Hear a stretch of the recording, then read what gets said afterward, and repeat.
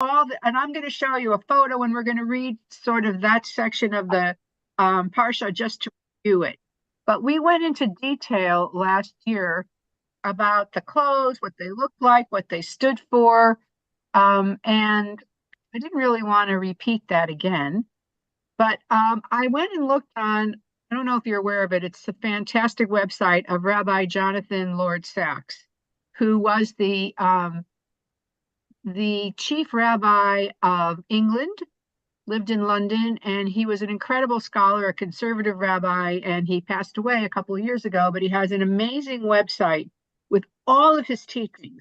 And so I actually went on there to look what he had to say about Tetzaveh, and what he had to say was fascinating and really interesting. And so we're going to sort of look at what and discuss about what his point of view about the importance or the problem, the challenge with uniforms, costumes, clothing, how it in some ways promotes an idea of a person that may be false. On the other hand, it promotes a kind of respect that the office may need. And so there's kind of a conflict of like, what is the purpose and what are the problems with, can I put up the website address for what, Eric? For the, I'm sorry, for the rabbis, the thing you're talking about. It's just rabbisachs.com or something like that. You just write Rabbi Jonathan Sachs and it comes right up. It's Rabbi Jonathan Sachs. Yeah, he's amazing. So, okay, but first I'm just going to review the text for anybody who doesn't remember or wasn't there, and look at the actual clothing that the priests wore. I mean, I actually did, after I taught this last year, a Shabbat service where I brought a PowerPoint to the temple and I showed the clothing and I showed the Mishkan and everything about it because I think it's really interesting. Oh, Hannah just put it in the chat. She just put the website in the chat. Thank you so much. So I'm going to start with. I'm sorry to interrupt, but were you guys, I couldn't unmute myself. I don't know why. Were you guys talking about the Purim registration not being open? Yeah. Okay, so because I've gotten a few emails about it as well. And just since you guys were talking about it, I think it's because, remember Toby sent us that email about charging? Yeah, we're not charging. So they put communications put a hold on, they set up the registration page, but they haven't opened it yet until that's confirmed. It's been decided there's no charge. Okay. So I will email them now to make sure. Okay. Thank you. Thank you so much, Annie. Okay. So here are the clothes. And here is the text from Parshat Tetzaveh. So who would like to read this? Who would like to just read this description of what it is? Volunteers, or I'm going to call on you. Susan Sukasa. Okay. Priestly vestments. Right. Have Aaron and his sons serve me as priests. Make for them sacred garments using fine linen, gold, and blue, purple, and scarlet yarns. Make for them a breastpiece, an ephod, a robe, a tunic of checkered work, and a sash. These garments must always be worn when officiating in my sanctuary. So here it is. This is the robe, the white. The tunic is the blue. The ephod is kind of the apron. And now he's going to talk about a breastplate as well. So, and you'll see even more things are described about. There's little bells at the bottom. Okay, continue to. Let me get you back to you. Okay. Do you want to continue? Oh, for Aaron's ephod, take 2 lazuli stones and engrave in gold on them the names of the tribes of Israel. Thus, Aaron shall carry their names over his heart before God as a remembrance. Okay, that's underneath, so we can't see it. But what we do see is this part. Just read a little more. In the sanctuary, Aaron shall wear a purple gold breastplate of judgment. Pure gold. Oh, sorry, pure gold of judgment with engraved stones representing the tribes of Israel. Okay, so here's this thing.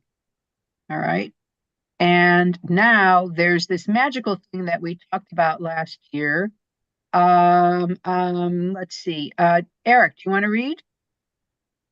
And you And shall place yeah, and you shall place in the breastplate of judgment the Urim and the Thummim, and they shall be on Aaron's heart when he comes before God.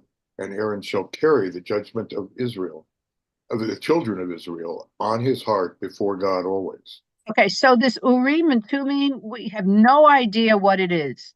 It's something that's in the breastplate or under the breastplate. It literally means light and purity. And that is, for those who find this interesting, the motto of Yale University. Lux e Veritas in Latin, and they even have it in Hebrew, Urim Utumim.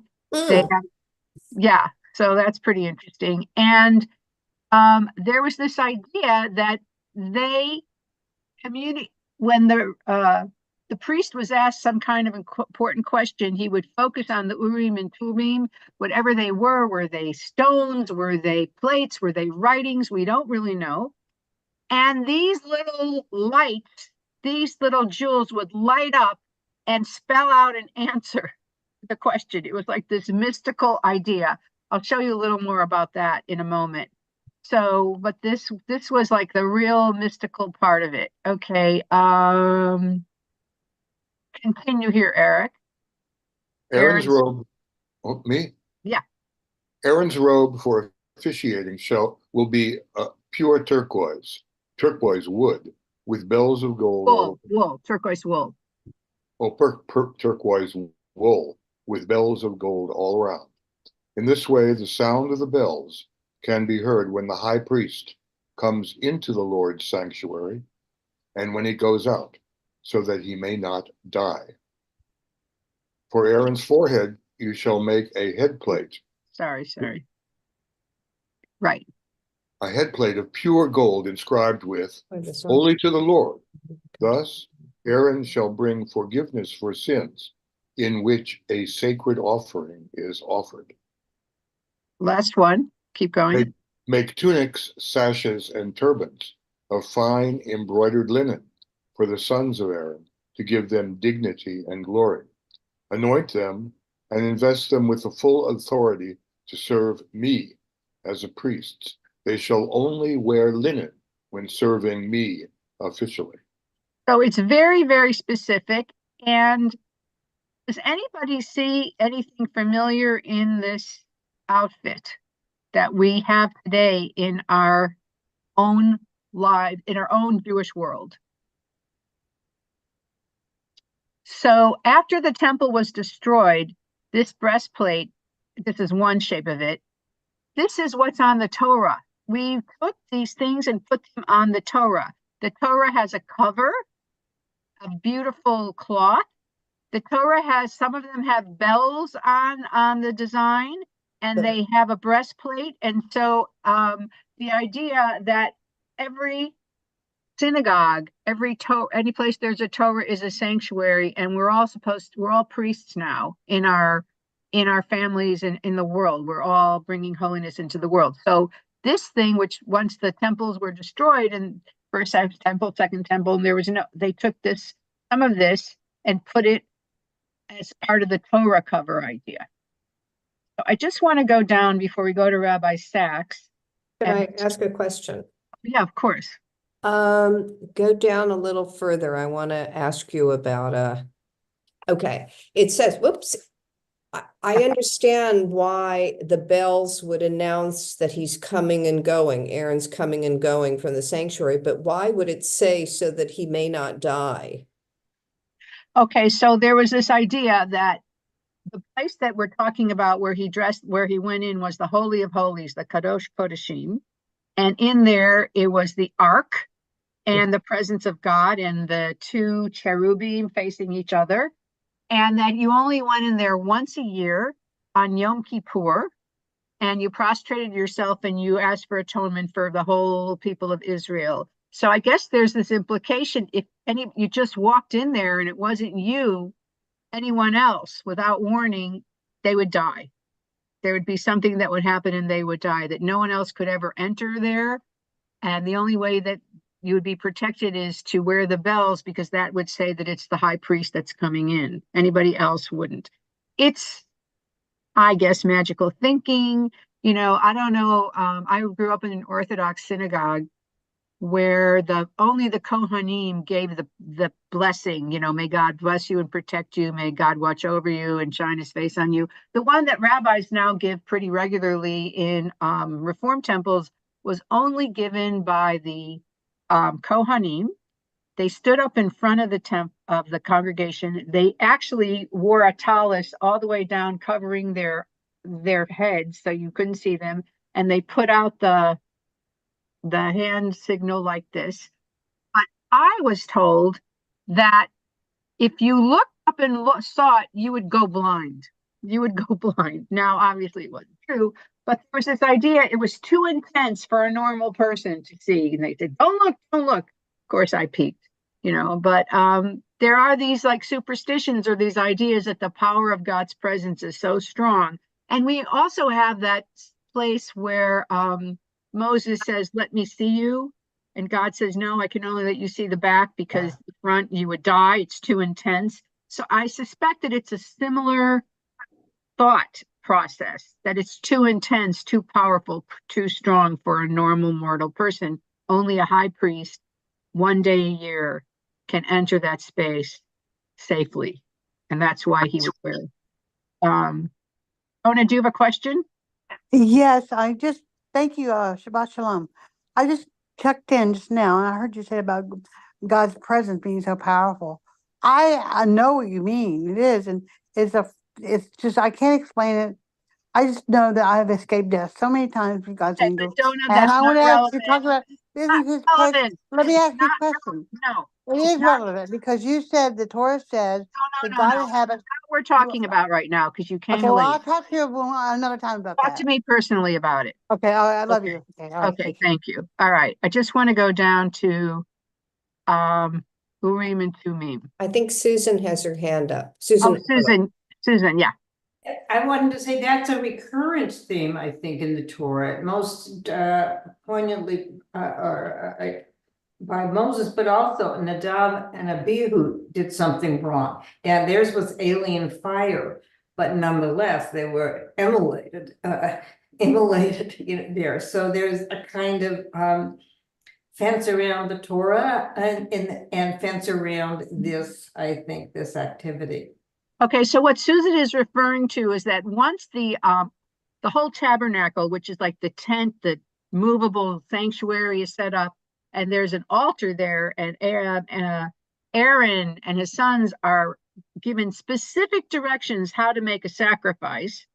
Two of Aaron's 4 sons decide they're going to do their own personal special sacrifice of their own without any, rules or whatever, and they were consumed by fire and died. They died. So there's many commentaries about that, but basically they made the wrong step there and they died. It's a very powerful image that they were burned up instantly. So again, there's idea that even if you don't take this literally, the idea is to suggest that God's presence is very powerful and you can't enter it or enter into these sacred spaces without preparation, fasting, cleansing, certain rituals. There's a whole ritual, liturgy and ritual around all of this. So yes, Susan, you're absolutely right. So I just wanted to go to this thing about the Urim and Tumim because it's mysterious, and we talked about this last year, but it's still fun. Okay, and here in the addition to the breastplate, there is this mysterious final touch with students and alumni of Yale will be familiar with. That's what I told you. As the words Urim and Tumim often left untranslated as their meaning is obscure. Urim is connected to the Hebrew word or, which means light, and Tumim is connected to the word tam, which means simple, perfect, or pure, light and purity. Okay, Susan, do you want to read this part now, the symbolism? Right here. Good. The symbolism and function of all this is less than clear. The traditional commentaries suggest a variety of possibilities. Rashi, quoting the Talmud, says that the breastplate in some way atones for mistakes in judgment. If the court made an error and decided a case wrongly, that mistake in judgment is somehow atoned for by the wearing of the breastplate of judgment. How that works is not explained. Right. Another explanation, which Rashi, the Rashbam, and others give, is that the breastplate dispenses judgment to Israel. This is the meaning of the verse in Numbers. Before Eleazar the priest, he, Joshua, will stand and seek from him the judgment of the Urim. How these two different functions relate to each other is something I'll come back to later. Okay. So, Rebecca, do you want to read? It is this dispensing of judgment. It is this dispensing of judgment by the breastplate, which is the really interesting part. Traditionally, it is believed that the Urim and the Tumim somehow empower and energize the breastplate to do this. Generally, the understanding is that it works like this. The Jewish people have a question about some communal issue. The question is brought to the high priest, who is wearing the Hoshen. The Hoshen, that means the breastplate. That's the Hebrew word for breastplate. Thank you, Rabbi. After some sort of ritual or rite, some of the letters incised into the stones on the breastplate light up, spelling out the answer to the question, rendering the judgment. It is understood that the Urim and the Tumim, in some way placed inside the breastplate, are what give it this power. Okay. Who? I don't even know. I can't see everybody, so let me look. May I read? I'll read, Rabbi. This is Okay, go ahead. Benjamin, thank you. Yeah, Benjamin. What Right. are Urim and Turim? Wait, hold What- on. I want to get rid of this thing here. How do I do it? Okay. What exactly these Urim and Turim were is an interesting question. In general, most commentaries think that they were some sort of written formula, the name of God, according to Rashi, which somehow gave the breastplate its Oracular, like an oracle, like an oracle. oracular Yeah. ability. Nachmanides. Nachmanides, thank you, says that they were holy names by those whose power the letters on the stone of the breastplate lit up to the eyes of the priest who was asking for judgment. His language is suggestive. His use of the phrase "to the eyes of the priest" seemed to indicate that the stones did not actually light up, but rather that by concentrating on and or reciting these divine names, the high priest had a vision in which the letters carved in the stones lit up. Maimonides goes into some detail describing this process. For example, when they asked who should lead the way for us to fight against the Canaanites, Yeah, the priests would concentrate on the divine names, which are the Urim, and the letters would light up to his eyes. Okay, this is like too complicated, but basically it could either be Judah shall go up or woe unto Judah, depending on the order of the way the things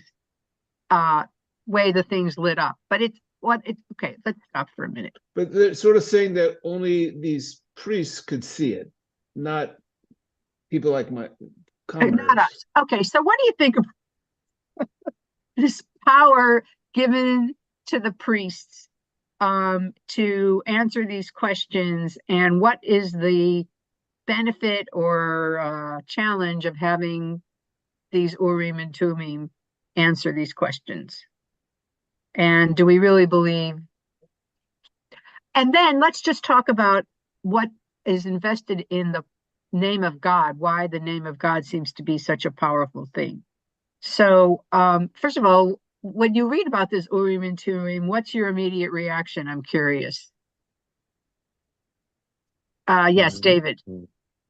Well, it's an interpretive process because it's only to the priest's eyes. Therefore, it means the the priest devises an answer, and the process with the Urim and the Urim and the Thummim kind of authenticate it, give it some weight, give it some way. So what's interesting is that it's a whole elaborate process that still comes down to human judgment. It comes down to human judgment. And okay, the thing about the priest that troubles me of giving the priest this power is the priest, and we're going to read more about this, the priestly role is hereditary. It's not like you're, I guess you are trained. You are trained to be a priest. There must be some training in this, but it's hereditary. It's not like the merit-based, like the best person is the priest. It's inherited.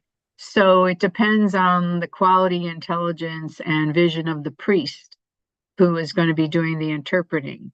What about, what is sort of the theme in just this section about the name of God and the presence of God, and what are they trying to tell the Israelites?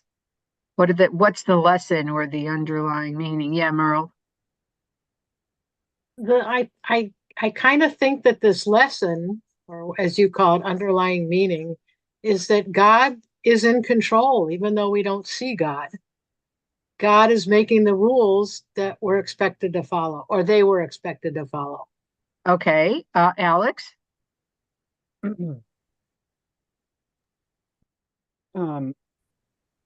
So on the one hand, the Israelites are in the wilderness, and they are in need of guidance. And of course, they have Moses, who is communicating with God, but then Moses is appointing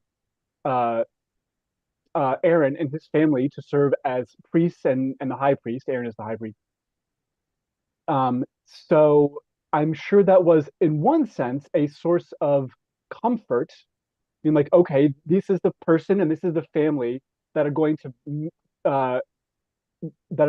communicate with God in this way and help us make these decisions, because we're out here by ourselves and we need someone to help us, guide us through the process of receiving all these laws from God. On the other hand, the process seems very opaque, or would seem very opaque to the average Israelite. The priests wear all this different stuff, and they have all these stones, and they use them in this weird way that nobody really is allowed to see, and they just kind of come back with an answer. It is not democratic at all. It is opaque. It is mysterious. It is magical, for better or for worse. So it's a balance. Yeah. It's a balance. I mean, we're not going to read this part today, but also that it talks about when you make the sacrifices and you have to spill the blood in a certain way, and the priests actually have to put blood on their ear, their thumb, and their toe, and on the horns of the actual altar. So there's all this other stuff.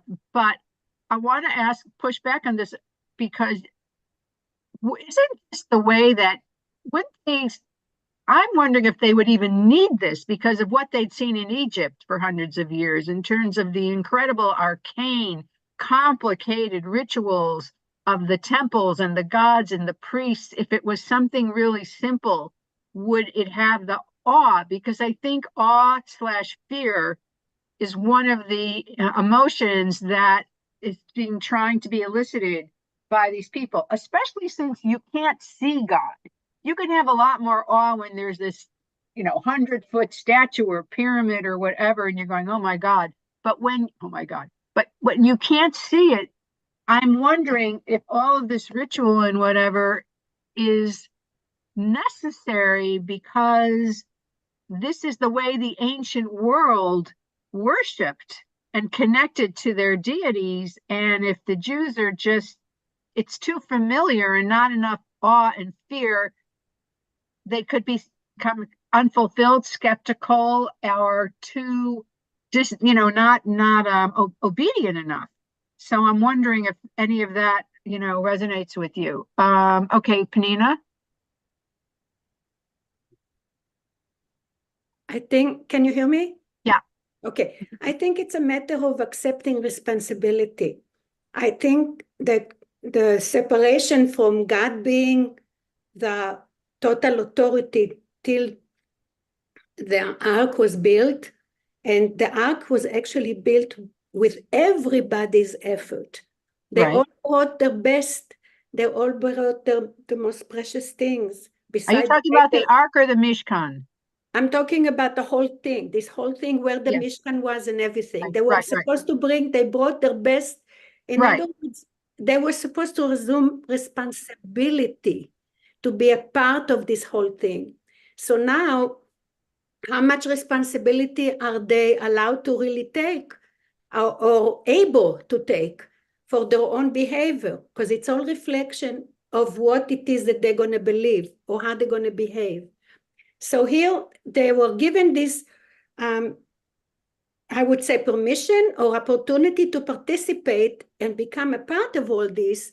And yet they have to accept all the responsibility that comes with it, which is the laws.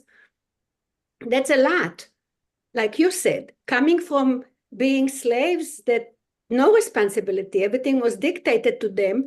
Now they all of a sudden, they have to actually try to live a life that they take responsibility. I think that's And true, I but don't know how ready the Moses and whoever it is that came up with this plan, or God that told him to do it, I think they're questioning of really how much responsibility for their own responsibilities they can do.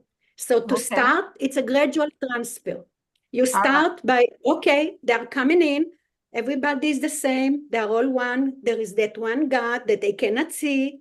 So they need to have this time to adjust to that new me, or only us taking the responsibility. So this whole thing of all the ritual and the clothing, it's the connection. It's a gradual transformation.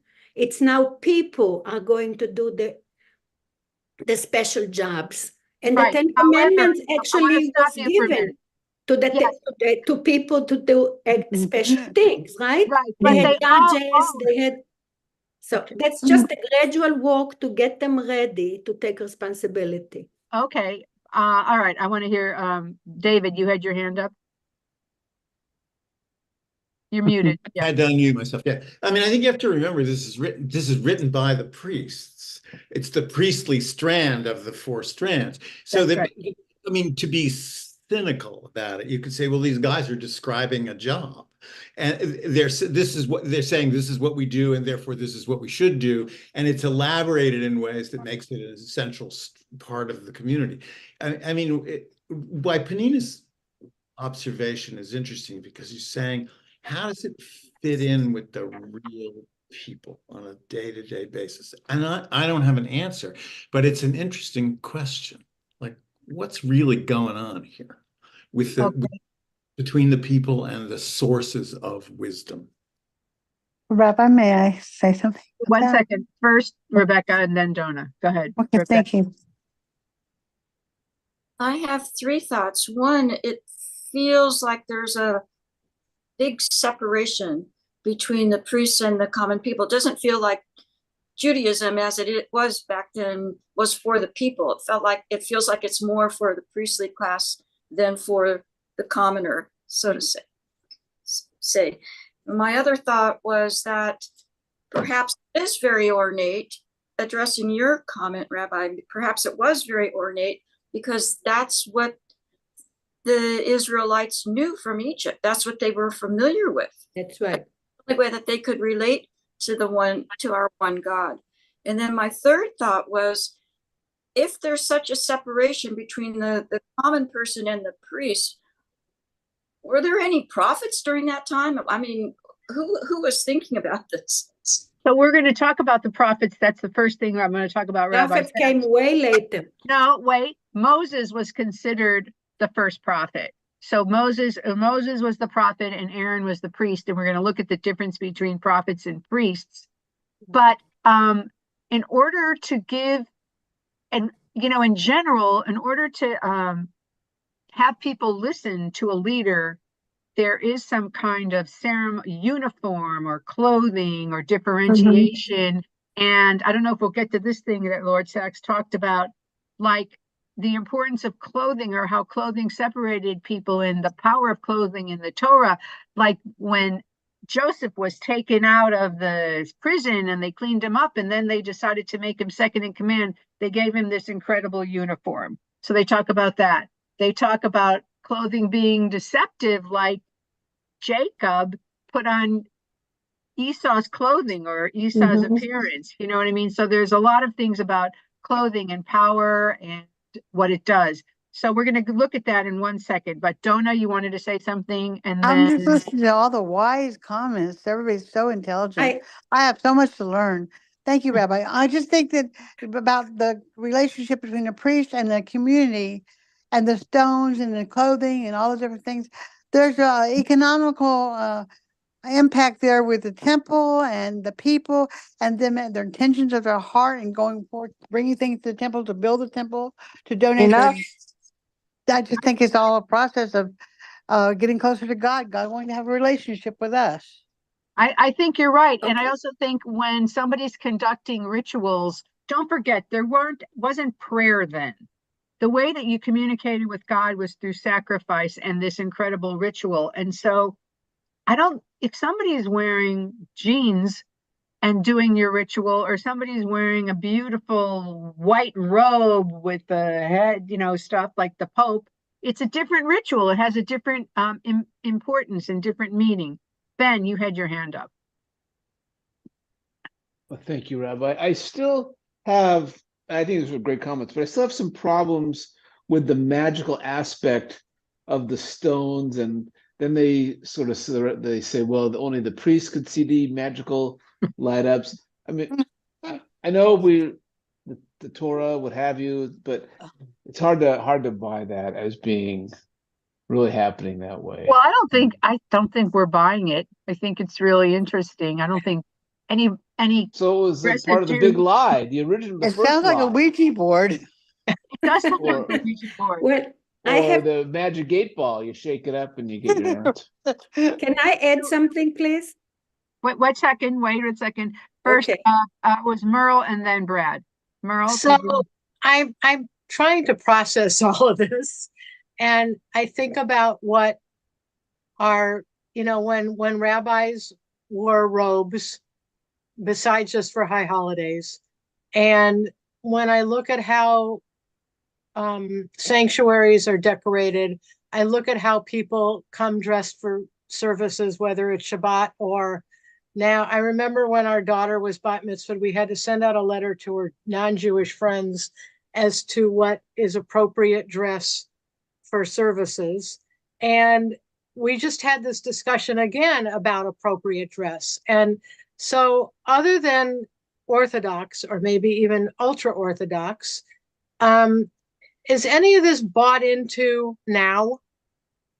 Yes. Well, yeah, I think it's become a lot more lax, but I do think when you see someone in uniform, someone in a robe, a bride in a bridal gown as opposed to just a regular dress, there's an energy, there's a power, there's a respect, there's a psychological shift. But we have lost it. And in this text, this is the first time really that any of in the Torah that a specific person or a group of people have been given the special robes and special clothing to elevate them, except Joseph. Think about Joseph and the many-colored, tunic. Right. It's very rare. Okay, Brad, and then Penina. Okay. Well, I guess. And Brad, I think you should have sent pizza to all of us. Rabbi's always right. Yes.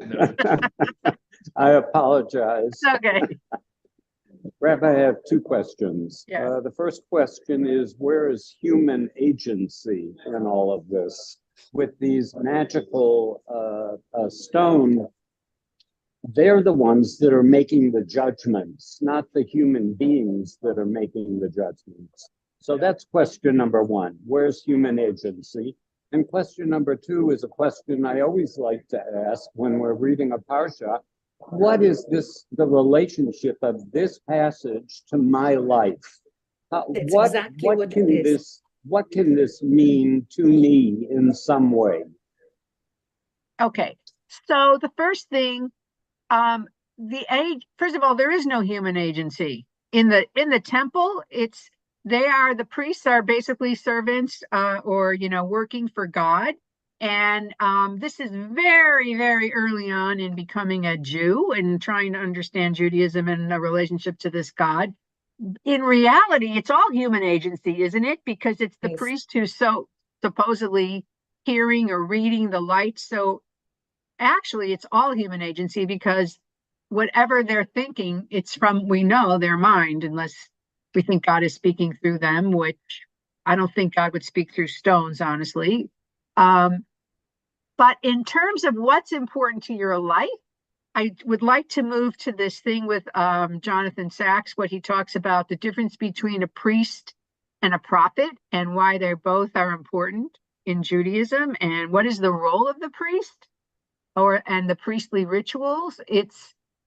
I can tell you, but I think it'd be more interesting to hear what he had to say. So just Nina, quickly, so we can move to this Okay, next part. where are we getting today? What is the right thing and what is the wrong? We got magazines, we got books, we got people that are looking up to.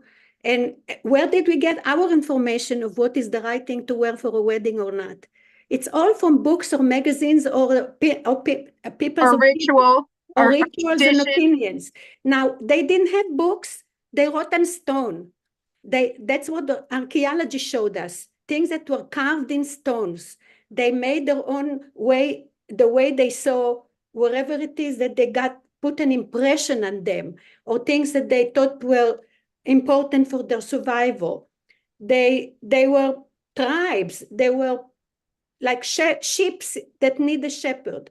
And there is no guidelines like today. You cannot compare it to today with all the television and magazines and books and opinions of people that we think that those are the ones who really know it. And then the Torah was the guideline. The Torah. Somebody had to be a leader. Somebody had to give him some kind of borders and guidelines. You cannot ask a 5-year-old to go be a president of the United States.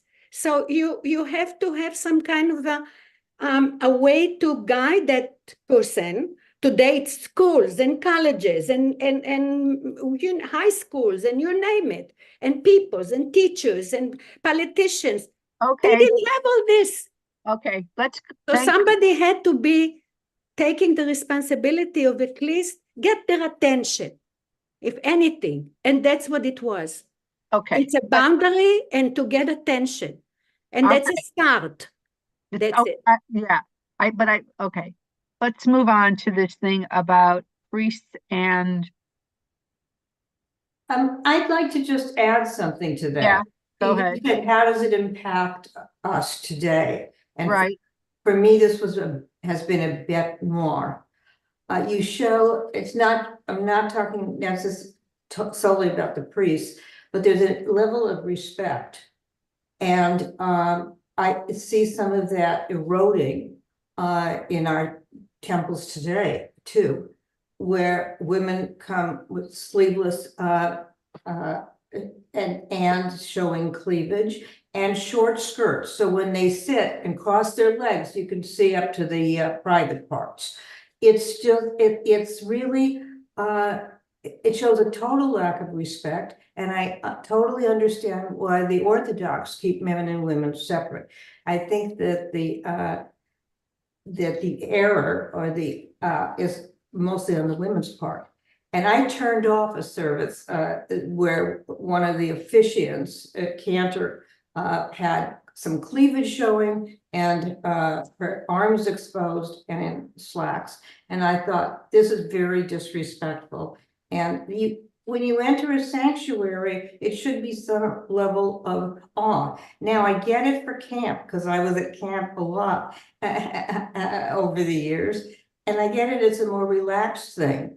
And you're out in nature and the like. But I think that and I know it's been a problem for rabbis instructing people for B'nai Mitzvah to women mainly, and young girls wearing appropriate dress. Interesting comment. I grew up in a conservative synagogue, and people were dressed differently when they went to services than they are Well, that's today at interesting. our beautiful Wilshire Boulevard.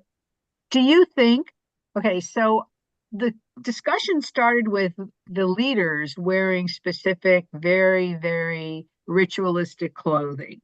The Kohanim, who are the leaders and who are the intermediaries between the people and God, which we could think about of our clergy in a very limited way. I mean, certainly in a Hasidic world, the Rebbe is considered the intermediary, are dressed in a certain very awe-inspiring, colorful, distinct way, separate from anyone else.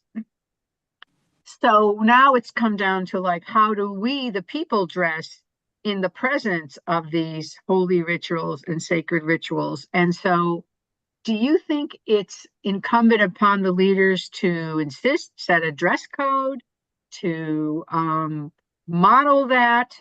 And do you think they're fulfilling this obligation if you think they should be doing that? It's a Well, I don't think you can insist, because no one in today's free-thinking world necessarily, I mean, I guess you can in some, but you model it and you teach, you instruct and say, this is how it should be. We should have some respect for this. And there are other people around you who are looking up your legs and not focusing on what they should be focusing. Okay, let's move on to this thing, because I really want to share this with you about the where is it? Which one? There's so many of them. Priest and okay, so I want to start. There's a little part that I don't think is relevant right now, but Judaism unusual in that it recognizes not one form of religious leadership, but two. The Navi and the Kohen, the prophet and the priest. So the priest, as we know, dresses in a very specific way, but not the prophet. The prophet dresses like the rest of us, in drab clothing. Okay, so Brad, why don't you read the figure of the prophet right here? The figure of the prophet has always captured the imagination. He or she is a person of drama, speaking truth to power, unafraid to challenge kings and courts or society as a whole in the name of high, even utopian ideals. No other type of religious personality has had the impact of the prophets of Israel, of whom the greatest was Moses. Okay, read one more. The priests, by contrast, were for the most part quieter figures, apolitical, who served in the sanctuary rather than in the spotlight of political debate. Yet they, no less than the prophets, sustained Israel as a holy nation. Indeed, though Israel were summoned to become a kingdom of priests, they were never called on to be a people of prophets. Moses said, "Would that all God's people were prophets," but this was a wish, not a reality. So that's interesting. So that we're called upon to be priests, but not prophets. And what is the difference between a priest and a prophet? So Rabbi Sachs has a very interesting points of view. And so I think we should read those and then we'll talk about them. Who else is there? Can I just ask a question? Yeah, Cindy, you can read. I'm just finding it interesting that the word priest is now used by Christians and no longer by Jews. When did we change from priest to rabbi? No, they're completely different. A priest is a Kohen. And if the word priest really is the wrong translation, it's a Kohen. A Kohen is a person descended from Aaron's family who works in the temple. There is no English translation for Kohen, but if we were doing it correctly, we would just say the role of the Kohen, not the priest. A priest really, it's just a person who, I don't even know the actual translation of priest. I guess it's the person who does the rituals, fulfills the rituals of a religious and rites and rituals, who does that. But because in our mind, priest is like a Catholic priest, we can just say Kohen, and I'll changed the word even in our reading so that we're not thinking like a priest, but like a Kohen, which is the only word we have. A Kohen is the better word. So Cindy, why don't you read? Right here. The role of Kohen was dynastic. It passed from father to son. The role of prophet was not dynastic. Moses' own sons did not succeed him. Joshua, his disciple, did. The task of the Kohen was, it's interesting because the other page it was a K and now it's a C for I'm Kohen. writing it. Oh. So I'll change it. Okay. It's just me writing it. The task of the Kohen was related to his office. It was not inherently personal or charismatic. The prophets, by contrast, each imparted their own personality. No two prophets had the same style. This, incidentally, is why there were prophetesses, but no priestesses. This corresponds to the difference between formal office and personal authority. So there were women prophets. Miriam was a prophet. There was a prophet Huldah. Sarah was considered a prophet. Abigail was considered a prophet.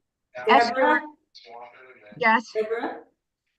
Deborah was a prophet, but there were no priestesses, no Kohenet. There were only Nivyah, which is the female of it. Okay. Eric, why don't you read? The Kohanim. The Kohanim wore a special uniform. The prophets did not. There are rules of koved, honor, due to a Kohen. There are no corresponding rules for the honor due to a prophet. A prophet is honored by being listened to, not by formal protocols of respect. Okay, this word should be Kohanim, just replace it. Kohanim were removed from the people. They served in the temple. They were not allowed to become defiled. There were restrictions on whom they might marry. The prophet, by contrast, was usually part of the people. He might be a shepherd, like Moses or Amos, or a farmer, like Elisha. Until the word or vision came, there was nothing special in his work or social class. The Kohen offered sacrifices in silence. The prophet served God through the word. They lived in two different modes of time. The Kohen functioned in cyclical time, a day or week or month that is like yesterday or tomorrow. The prophet lived in covenantal, sometimes inaccurately described linear time, the today that is radically unlike yesterday or tomorrow. The service of the priest never changed. The service of the Kohen never changed. That of the prophet was constantly changing. Another way of putting it is to say the priest worked to sanctify nature. The Kohen, yeah. The Kohen to respond to history. Okay, let's stop for a minute. So, what's the difference, and do we need both, or do you prefer one to the other? One historical thing. The word priest comes from an old Greek to Latin word meaning elder. Elder. Well, that's totally not what a Kohen is. No. I mean, you actually become a Kohen. Well, you're born a Kohen, but I believe my rabbi. Great. I'm sorry, what? No. Okay. So you're born into the Kohanic family. And when you're 25, you start because Ezekiel the prophet was also a Kohen. He was both. And he never got to be a Kohen. And he wrote all this stuff about it because the temple was destroyed in his lifetime. And so this was a huge trauma for him that God didn't do it. But I think officially, you're 25 when you start to train, even though you know it your whole life. And when you're 30, you go into the service in the temple. And I think you work until you're 55 as a Kohen. The Kohanim are from the Levite tribe. They're, a subset of the Levites. The Levites also work in the temple, and they do sort of more of the physical labor, and they don't do all the rituals, but they support the Kohanim and everything. And they were probably part of all the choirs and music and all kinds of other things. So the whole Levite tribe was dedicated to the temple. So it definitely wasn't an elder because there were whole hierarchies. And then the high priest, the Kohen Hagadol, that means the great Kohen, his also that was inherited. And as was mentioned, if you're a Kohen, you're not allowed to marry a divorcee. You're not allowed to touch blood. You're not allowed to go to a funeral. I mean, this is like if you're really religious, because you're not allowed to be around anything unclean. I guess a divorcee is considered unclean. She's not pure. And so they are very separate. And as I said, they're very separate as opposed to the prophet. So do you have a preference? Do you think there's a use for both? And yes, Brad. Rabbi, I'm going back in a sense to the Urim and Turim, where it seemed like the word judgment, judges, that they were judgment tools. So to what extent were the priests judges as well as dispensers or guardians of ritual? Yes, well, if only when the judges could not come to a conclusion, or it was like they said they came to them for like national questions. Should we go to war? It wasn't like judgment of, torts, of damages, of rights and wrongs. It was more like making these united national decisions. And to me, it reminds me of the Greek oracles. If you think about the Greek oracles, when the Greek heroes would go to these oracles and ask them, should I go to war? What's my future? It was more on that level of an oracular kind of judgment, as opposed to a behavioral kind or, a legal thing. So I think that's when they went to them for that kind of thing. So it was separate from the courts, because there were courts and judges and all of that stuff. So I imagine it would be like the kings might go to the priests, to the Kohanim, and ask them about these major decisions and what we should do. And then, I imagine if you live in a world of Kohanim, you're raised in this world where you're constantly in contact with rituals and God and connection, and you're seeing their role models, and you're living in, it's almost like it's not a monastery because they were married, but in a collective of other Kohanim. It's like the British royal family. Yes, It's but like the Inquisition. They had rules, they kind of are separate.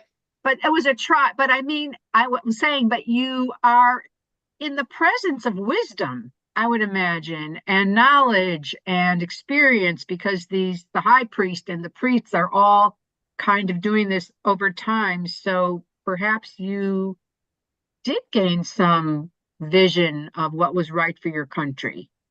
Shabbat Shalom, Donna. So I'm not sure whether they made the right decisions or the wrong decisions, but they were more like national big decisions. Bye, George, straight away. Shabbat Shalom. Okay. Rebecca. The reason why I asked the question in the first place, because it seemed like there was so much of a separation between the priests and the rest of the population that there would be no potential for your own spiritual growth. And I think that it's important to have both priest and prophet, because at least the prophet shows that there is room for spiritual growth on your own, rather than it being dictated by the priests. Well, the priests, was their role for spiritual growth? I think their role was to connect you to God through, you did have spiritual growth because you went to the temple when? You went to the temple when you sinned and you wanted forgiveness. You went to the temple when you were celebrating, the harvest, or having gratitude for abundance. You went to the temple, to be purified if you felt in general that your life was for gratitude, and for asking forgiveness, basically, is when you went to the temple. So in that respect, you did feel spiritually connected through the sacrifices and the ritual, because, you have a ritual, you get, even today, people will say, Rabbi, I'm having surgery, give me a blessing of healing. Or we say the Misha Berach, and in some way they feel I don't know, protected or uplifted or safer or more confident or secure or whatever. It's emotional, it's spiritual, it's whatever. So the priests were doing that through their rituals. The prophets, well, what was the main role of the prophets as we look at the Tanakh? What do you think the main role of the prophets was? scolding, and looking ahead. You're not doing this right, you're not doing that right. And if you continue in this way, there's going to be big trouble here and big trouble there. And many of them didn't, they weren't liked. A lot of them weren't like, and what the priest did was timeless. It was always the same. Like you always have a bris today. You have a bar mitzvah. If you're going to do it, it's the same way. If you have a Jewish wedding, it's the same rituals. If you have a Jewish funeral, it's the same rituals. It's the priests are the timeless element of Judaism, and the prophets are like, right now, you're in trouble. We're in a bad place. The only prophet the one prophet that always comes to mind to me, not a Jewish prophet, contemporary prophet, is Al Gore. I feel like Al Gore was talking 20 years ago about the environment and nobody was listening. Nobody was listening. Or they listened, and he kept saying, we're in trouble, we're in trouble, we're in trouble. And similar to the prophets of the Bible, people most of the time didn't listen. And I just wonder who was liked more in their day, the priests or the prophets? The prophets weren't liked because they were constantly scolding, and you should behave this way and giving, if you don't, this is going to happen. And Jeremiah had to flee and was put in prison. So, I mean, that's not a happy role. They're not coming to him for solace. So it's interesting because it's 1 o'clock already. The kings and priests wore, royal garb or holy garb and whatever, and were held in awe and more respect. And the prophet just was like anybody else and was not held with the same respect. And I guess we need both. We need both. And in Judaism, we still need ritual. I think one of the big complaints, actually, and I'm going to close on this, and Brad, this kind of is a little bit of an answer to you. When Reform Judaism got rid of so much ritual, they left Judaism, they were not connected, they didn't feel that it had the same meaning. And Reform Judaism was there were no yarmulkes, there were no taluses, there were no bar mitzvahs. It was so secularized with no ritual that people basically said, I don't even feel Jewish, it means nothing to me. And once they started bringing all of it back, more people, felt connected to their Judaism, their Jewish identity, their Jewish tradition, their Jewish heritage. So it seems like we need ritual, we need clothing, we need it to touch that spiritual, aesthetic, part of us that's not logical or rational. Otherwise, we don't seem to be as connected. I don't know if that helps you, but that's what strikes me. Tradition. When we have, it's not just tradition, but it's beautiful ritual. Yeah. When you say the Kiddush and you light the candles and you have the challah and all that stuff, it really feels like Shabbat instead of just saying it's a day of rest, it's the Sabbath day. And I think some Reform temples actually started having services on Sundays when it was really, it was very, very Reform, and it people just didn't feel connected at all. So I think rituals are very much important to us. And there's a lot more that Rabbi Sachs said. I urge you to go look on his website for that. And everybody will all dress nice when we come for Shabbat service. Thank you. Absolutely. Actually, when I Amen. first started at Wilshire Boulevard Temple in 2011, I did a service or something, and I wore this really beautiful sweater. And somebody called Rabbi Leader and said she wasn't wearing a jacket, she was wearing a sweater. It's terrible. It's a disgrace. Oh my heavens. How far have we come from that now? Really? Now You they could come never half be a day. disgraced. You could never be disgraced. You're an Thank angel. you. But All 30 Love years ago, everybody. you didn't wear pants to Friday night. And That's now right. probably Right. 90% of the women do. That's true. But you I can just want to see more women in roles like lady There's rabbis. lots of And women rabbis. There are Anyway, so more. many shalom, now. everyone. Shabbat Shabbat shalom. Thank you. Tie the Bye, next time Mo. I'm Bye, in everybody. service. Bye. Thank you. Shabbat Bye, shalom. Cindy. Bye, everybody. See Bye. ya. Love you.